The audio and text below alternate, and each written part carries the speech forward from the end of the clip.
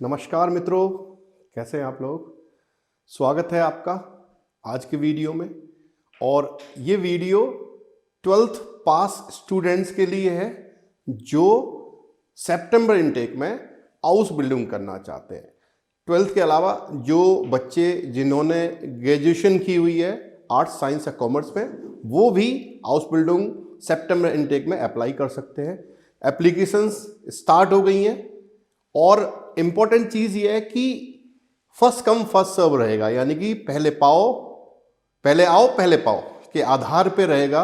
ऐसा नहीं है कि आप 4 महीने बाद एप्लीकेशंस अप्लाई करें या एप्लीकेशन के लिए आए तो देर हो चुकी होगी, क्योंकि सीट्स फुल हो जाती हैं, है ना।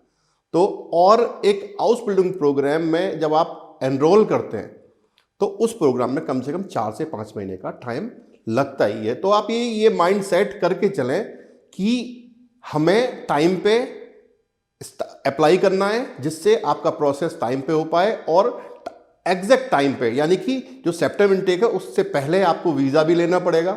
तो वीज़ा की फॉर्मेलिटी पूरी हो जाए, आपको वीज़ा मिल जाए और आप टाइम पे जर्मनी के लिए फ्लाई कर पाए। तो चलिए शुरू करते हैं ये वीडियो, और अंत तक देखें इस वीडियो को कि वीडियो बड़ा खास होने वाला है। बहुत सारी इंफॉर्मेशंस रहेंगी, कौन कौन सी हाउस बिल्डिंग अवेलेबल हैं इंडियन स्टूडेंट्स के लिए, कौन कौन सी हाउस बिल्डिंग ज़्यादा इंपॉर्टेंट है, उनका इंटरेस्ट किस में ज़्यादा है, तो उसके हिसाब से वीडियो बनाया गया है।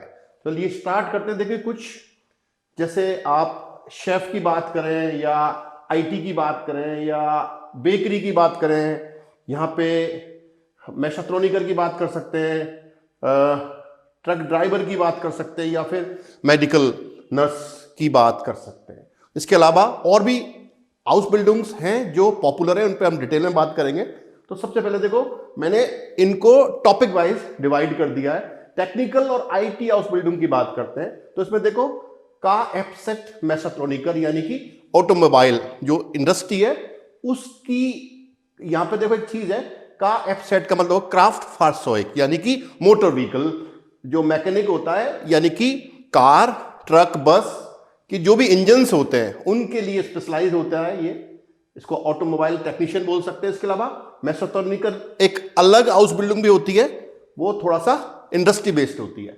इलेक्ट्रॉनिकर भी बन सकते हो आप, इंडस्ट्री मैशेनिकर भी बन सकते हैं, वहां पर रोबोटिक की बात आ जाती है, यानी रोबोट और उनके साथ आप काम करते हो।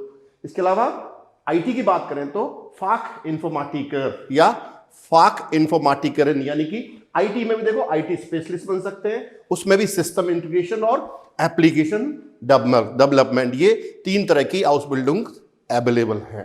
ये तो बात हो गई टेक्निकल की। अब चलते हैं हेल्थ केयर की बात करें या सोशल सेक्टर की बात करते हैं तो देखो फ्लीगे फाकमान या फ्लीगे फाकफ्राउ, नर्सिंग की बात हो रही है यहाँ पे।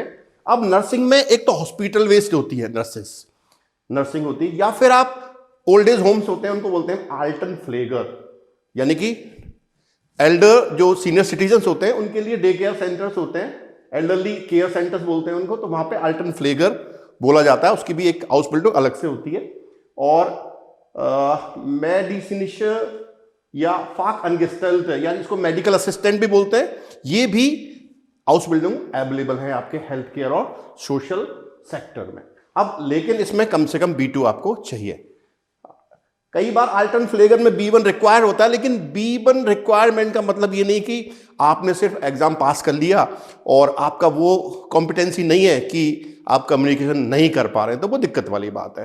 तो एक्सपर्ट, यानी कि कम्युनिकेशन एक्सपर्टनेस आपकी होनी चाहिए वहां पे।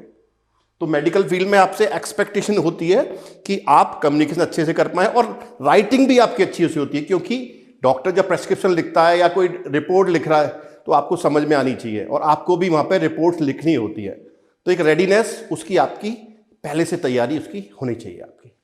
आगे चलते हैं। देखो हॉस्पिटलिटी की बात करें, टूरिज्म की बात करें तो होटल फाकमान, होटल फाकफ्राउ, इसको होटल मैनेजमेंट भी बोल सकते हो आप। होटल मैनेजमेंट के अंदर ही ये स्पेशलाइज्ड हाउस बिल्डिंग होती है। इसके अलावा रेस्टोरेंट फाकमान, रेस्टोरेंट फाकफ्राउ, यानी कि रेस्टोरेंट को मैनेजमेंट या रेस्टोरेंट मैनेज करने की हाउस बिल्डिंग होती है, गैस्ट्रोनॉमी से रिलेटेड ये आपकी हाउस बिल्डिंग। इसके अलावा कॉक या क्यूशन यानी शेफ, ये और इसी में चाहो तो आप बेकरी भी जोड़ सकते हो, मैंने यहां पे लिखा नहीं है, बेकरी वाली हाउस बिल्डिंग भी इसका पार्ट हो सकती है। ओके, आगे चलते हैं। बिजनेस और एडमिनिस्ट्रेशन की बात करें तो देखो, इंडस्ट्री काउफमान, इंडस्ट्री काउफ्राउ, काउफमान काउफ्राउ फॉर ब्यूरो मैनेजमेंट, यानी कि ऑफिस मैनेजमेंट से रिलेटेड भी आपकी हाउस बिल्डिंग होती है। फैरकॉइफर, फैरकॉइफरिन, सेल्समैन, सेल्स वुमेन, और आइंसल हैंडल काउफमान और आइंसल हैंडल काउफ्राउ, यानी रिटेल मैनेजमेंट, यानी रिटेल में कैसे काम कर सकते हो आप, उसकी भी हाउस बिल्डिंग जर्मनी में अवेलेबल है, यानी कि जर्मनी आपको इस तरह की हाउस बिल्डिंग भी ऑफर करता है। कंस्ट्रक्शन या स्किल ट्रेड की बात करें तो देखो, अनलागन मैशानिकर या अनलागन मैशानिकरिन,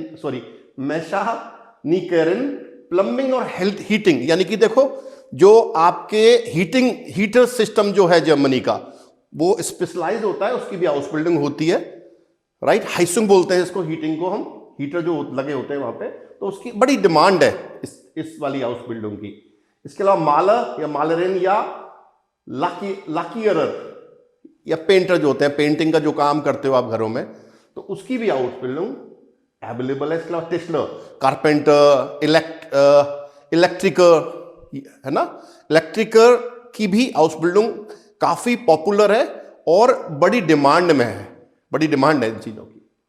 इसके अलावा लॉजिस्टिक की बात करें तो देखो, फाक क्राफ्ट फ्यूअर लागे लॉजिस्टिक, ये अवेलेबल है। इसके अलावा बेरूप्स क्राफ्ट फारर, यानी कि ट्रक ड्राइवर, ये बड़ी कुछ लोगों का ड्रीम प्रोफेशन है, वो लोग यूरोप में या जर्मनी में जाके ट्रक चलाना चाहते हैं, तो वो इस पे जा सकते हैं।